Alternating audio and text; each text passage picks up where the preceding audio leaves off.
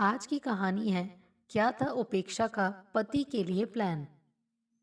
अब तो तेरी शादी को 2 साल हो गए हैं। आखिर तू कब तक मुझसे छोटी छोटी बातों पर सलाह कर लेता रहेगा? हर काम के बारे में पूछता रहेगा। इस तरह दूध पीता बच्चा बनने से तो काम नहीं चलेगा। अब तो मेरा पल्लू छोड़। अपनी सास को पति पर इस तरह झुंझलाते देख कावेरी मन ही मन मुस्कुरा उठी। कावेरी उस समय अपने कमरे की झाड़ पोंछ कर रही थी जब वल्लभ ने आकर कहा था कि उसे अपने दोस्तों को अपनी प्रमोशन की पार्टी देनी है और तुम सारी व्यवस्था कर लेना। तब उसने हमेशा की तरह सास पर बात डालते हुए कहा था कि माँ जी से पूछ लो और ये भी पूछ लेना कि क्या क्या बनेगा तथा बाजार से कितना सामान आएगा। वल्लभ तो सदा से यही कहता और चाहता था कि माँ की ही चले। इसीलिए कावेरी को मात्र सूचना देकर वो माँ से पूछने चला गया। मगर आज आशा के विपरीत माँ की तरफ से हिदायतें मिलने के बजाय डांट पड़ी तो वो हैरान रह गया। मगर कावेरी खुश थी कि इतने वर्षों में ही सही उसकी तरकीब काम तो आई। जब कावेरी का वल्लभ के साथ विवाह हुआ था तो वो सरकारी दफ्तर में अच्छे पद पर काम करता था। एक मध्यवर्गीय परिवार की लड़की जैसा घर वर चाहती है उसी के अनुरूप था वो। एक ननद जिसकी शादी हो चुकी थी, घर में सिर्फ सास ससुर थे और कोई बड़ी जिम्मेदारी नहीं थी। कावेरी के माता पिता इस विवाह से संतुष्ट थे तो वह खुद भी खुश थी। लेकिन विवाह के 2 दिन बाद ही वो जान गई कि उसके उच्च पदासीन पति की डोर उसकी माँ की हाथों में है। पति ही नहीं, ससुर तक की नकेल सास के हाथों में है। घर में उन्हीं की चलती है। अपना दबदबा बनाए रखने की उन्हें आदत सी हो गई है। वल्लभ हर बात माँ से पूछकर करता था। यहाँ तक कि सोना नहाना, जाना आना, क्या खाना है, क्या पहनना है, हर चीज पर माँ की हुकूमत थी। माँ अपने इकलौते बेटे पर ममता लुटाती हैं। ठीक है, पर उनकी ममता का घेरा इतना जकड़ा था कि उसमें किसी का सेंध लगाना नामुमकिन तो था ही, साथ ही इसके बाहर न आने के कारण वल्लभ डरपोक भी बन गया था। माँ की हर बात उसके लिए अंतिम होती थी, फिर चाहे वो सही हो या गलत। कावेरी माँ बेटे के रिश्ते के बीच नहीं आना चाहती थी, पर माँ को उन दोनों के बीच आते देख कावेरी छटपटा जाती। माँ उन्हें अकेली भी नहीं छोड़ती थी।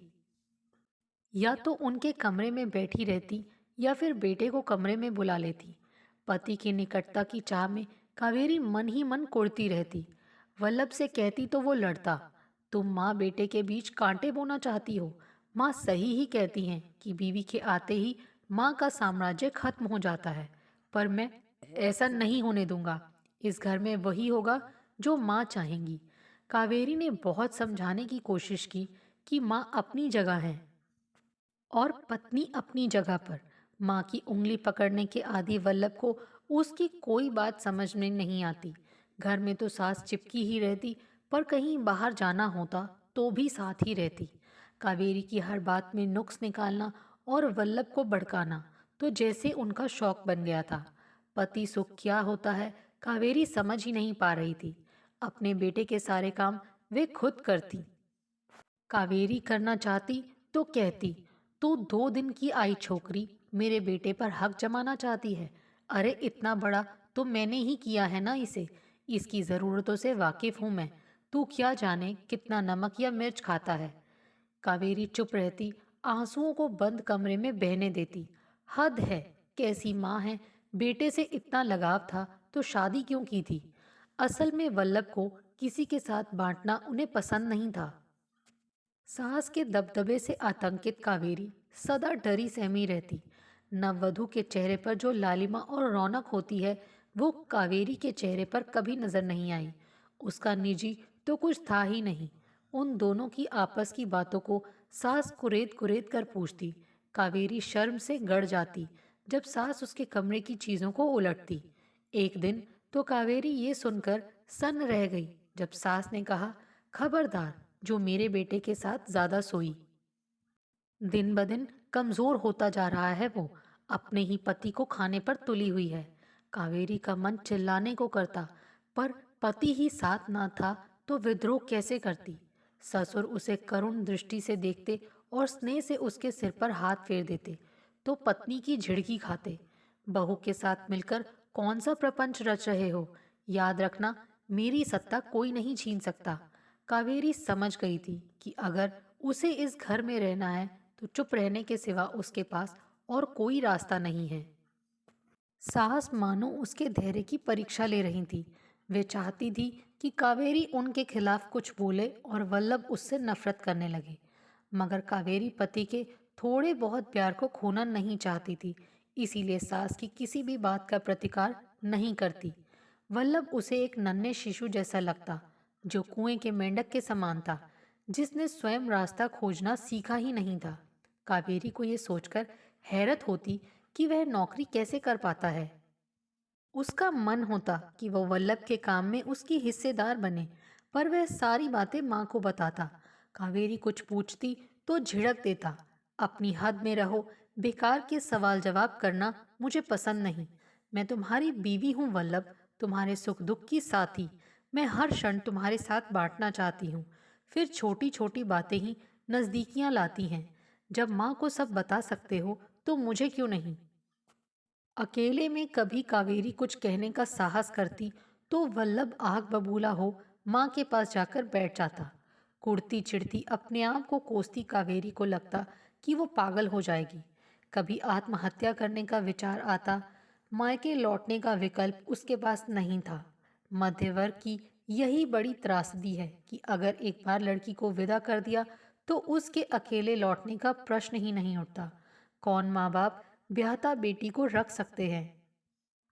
फिर कावेरी अपने अंतस के दुख कैसे बांटती, इसीलिए भीतर ही भीतर कुढ़ती रहती। फिर उसे लगा, ऐसे तो समस्या का समाधान नहीं निकलेगा।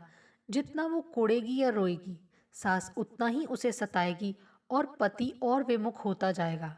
ब्याह को तब 1 साल भी नहीं हुआ था कि उसके अंदर एक नया जीव सांस लेने लगा। वल्लभ अपनी खुशी व्यक्त करना चाहता तो सास एकदम टोक देती, बाल बच्चे सभी के होते हैं, इसमें इतनी खुशी की क्या बात है? अपने अंश की खुशी कावेरी अकेले ही बांटती। उसका मन करता कि वल्लभ उसके साथ आने वाले के लिए ख्वाब बुने, पर हर पल माँ के साय में दुबका रहने वाला व्यक्ति अपने दिल की भावनाओं को व्यक्त कर पाना और बांट पाना कैसे सीख पाता? नन्हे शिशु का आगमन एक सुखद माहौल में ना हुआ तो ये सोचकर ही कावेरी काम चाहती। उसकी खातिर उसने भी वल्लभ जैसा बनने का निश्चय किया। विरोध तो वो पहले भी नहीं करती थी। बस अब चुपचाप निर्विकार ढंग से काम में लगी रहती। सास को यह बात खलती कि आखिर बहू उससे क्यों नहीं सलाह लेती या पलटकर कोई प्रतिक्रिया क्यों नहीं करती है। असल में सास चाहती थी कि बहू सारा दिन उनकी चापलूसी करे। इससे उनके अहम को संतुष्टि मिलती कि बेटा ही नहीं, बहू भी उनकी मुट्ठी में है। अपनी सत्ता छिन जाने का डर बुढ़ापे में सबसे ज्यादा गंभीर रूप ले लेता है। कावेरी उनके मनोभावों को ताड़ गई थी, इसीलिए उसने वैसा व्यवहार करना शुरू कर दिया। जी माँ जी, आप जो कहती हैं वो सही है, ऐसा ही करूँगी। कहते कहते उसे इस अभिनय में रस आने लगा। अगर इसी तरह घर में सुख शांति रह सकती है तो इसमें बुराई क्या है? कावेरी ने ऐसा रुख अपनाया कि सास को लगे कि वही सर्वोपरि है। माँ जी, दूध कितना लेना है? माँ जी, सब्जी कौन सी और कितनी बनेगी? या प्रेस वाली को कौन से कपड़े देने हैं? जैसे सवालों की बौछार वो सारा दिन करती रहती। तुम काफी बदल गई हो। वल्लभ की निकटता कावेरी की सांसों को छू रही थी। खिन्नता और उदासी जो उनके कमरे में निजी क्षणों में बिखरी रहती थी, उसकी जगह आत्मीयता ने ले ली थी। माँ कह रही थी कि उनसे हर बात पूछकर करने लगी हो। देखो, मैं शुरू से ही चाहता था कि माँ को उचित सम्मान देना चाहिए। फिर पिताजी तक उनकी हाँ में लाते हैं। सही कह रहे हैं आप, पर आपको मेरी एक बात माननी होगी, कावेरी ने डरते डरते कहा। क्या? उसकी पलकों को चूमते हुए वल्लभ ने पूछा। आप बात बात पर चिढ़ना और नाराज होना छोड़ दें, इससे बच्चे पर बुरा प्रभाव पड़ता है। बस इतनी सी बात है। जब तुम माँ की बात मानने लगी हो तो फिर मैं भी ना नहीं कहूँगा। बाहों में समाई कावेरी का मन टीस उठा था। हर शब्द में माँ का जिक्र और उन्हीं की वजह से पति का मिलता प्यार। पहला बेटा हुआ तो सास खिल उठी। कावेरी ने भी बड़ी चालाकी से मुन्ने की सारी जिम्मेदारी उन पर डाल दी। कहती कि माँ जी, मुन्ने का दूध का टाइम हो गया है, आप ठीक बनाती हैं, ज़रा बना दीजिए। मुन्ना रो रहा है, इसे आप ही संभालिए। फिर तो नैपी बदलने से लेकर हर काम कावेरी सास को सौंपती गई। हालांकि वह अपने बेटे का काम स्वयं ही करना चाहती थी, पर जानती थी कि कहीं ऐसा करने पर माँ जी मीन मेख निकालने लगेंगी या कहेंगी कि जैसे मैंने तो बच्चे पाले ही नहीं हैं। वो किसी भी तरह की अप्रिय स्थिति से बचना चाहती थी। एक दिन मुन्ना रात को रोने लगा और चुप नहीं हुआ तो माजी ने कहा, ला मुझे दे, मैं इसे अपने पास सुला लेती हूँ। उस दिन के बाद से कावेरी ने मुन्ने को उन्हीं के पास सुलाना शुरू कर दिया। माँ की ममता को भविष्य को सुखद करने के लिए कुछ समय दबाना आवश्यक हो गया। वल्लभ तो इसी में खुश था कि मुन्ना माँ के सुरक्षित हाथों में है। सास की व्यस्तता बढ़ गई और कावेरी अभिनय में चतुर हो गई, पर मन ही मन डरती कि कहीं बच्चा भी पिता जैसा दब्बू बन गया तो क्या होगा। पर एक विश्वास था कि आखिर कब तक माँ जी अपना वर्चस्व जताकर तानाशाही चलाती रहेंगी। उम्र बढ़ने पर शरीर भी जवाब देने लग जाता है, और फिर जिस औरत ने सारी उम्र हुकूमत की हो और इसी कारण दिन रात एक कर दिए हों, वो थकने भी जल्दी लगती है। कावेरी महसूस करने लगी थी कि माँ जी थकने लगी हैं। कई बार उसके कुछ पूछने पर झल्लाने लगती, लेकिन कावेरी अनजान बनी उनके सुपुर्द 10 काम और कर देती। घर की साम्राज्ञी की अवहेलना कैसे करती वो। वल्लभ भी बच्चे के साथ ज्यादा समय गुजारने लगा था। पिता बनने के बाद उसके व्यक्तित्व में सुधार आया था। उसका भी एक वजूद है, ये बात उसे झंझोड़ने लगी थी।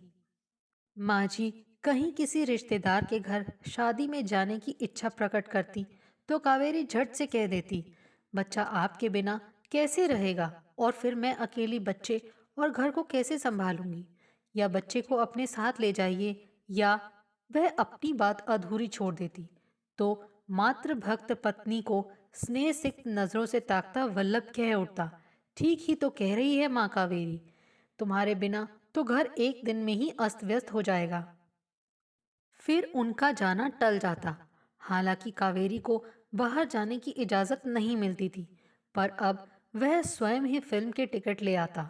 कावेरी कहती, बच्चे के साथ मैं कैसे जाऊंगी, आप टिकट ले आए हैं तो माँ जी को ले जाइए। तब माँ जी को ही कहना पड़ता, मैं बच्चे को संभाल लूंगी, तुम दोनों चले जाओ।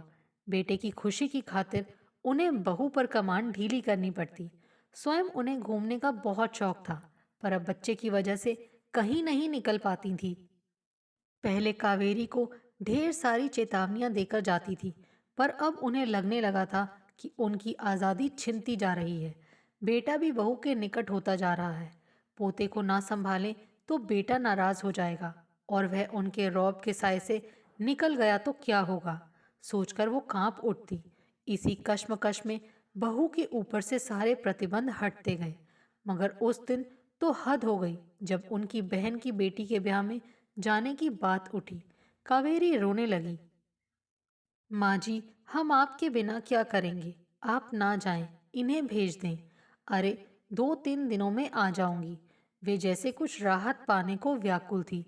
वैसे भी वल्लभ के जाने का मतलब था बहू भी साथ जाएगी, वह भी बच्चे को छोड़कर। पर वल्लभ अड़ गया कि वही जाएगा। उसका आत्मविश्वास देख कावेरी को खुशी हुई। माँ जी का सम्मान करना ठीक है, पर खुली हवा में सांस लेने का सबको अधिकार है, ये जताना भी बहुत जरूरी था। अपनी आज़ादी सभी को बहुत प्यारी होती है, फिर चाहे वो बच्चा हो या बड़ा। कावेरी मर्यादाओं या सीमाओं का उल्लंघन करने में यकीन नहीं करती थी, पर चाहती थी कि वल्लभ, बाबूजी और बच्चे का अपना एक व्यक्तित्व हो, ताकि वे कुएं के मेंढक न बने। बाबूजी की दुखद स्थिति से वो परिचित थी। अपने वजूद को नगण्य होते देखना कितना पीड़ादायक होता है, माँ जी को इस बात का एहसास कराना जरूरी था। एक कोहरा जो उनके रिश्तों में छाया था, जिसकी वजह से सब घुटते रहते थे, उसे हटाना जरूरी था। पलंग पर विचारों में डूबी कावेरी न जाने और कितनी देर बैठी रहती, अगर वल्लभ आकर उसे झंझोड़ता नहीं। सुना ना कि माँ क्या कह रही हैं, ये अचानक माँ को क्या हो गया है? अब क्या होगा? दोस्तों को क्या जवाब दूंगा? पार्टी नहीं दी तो वो मजाक उड़ाएंगे। वैसे भी उसने बात अधूरी छोड़ दी। आप चिंता ना करें, सारा इंतजाम हो जाएगा। माँ अब आराम चाहती हैं।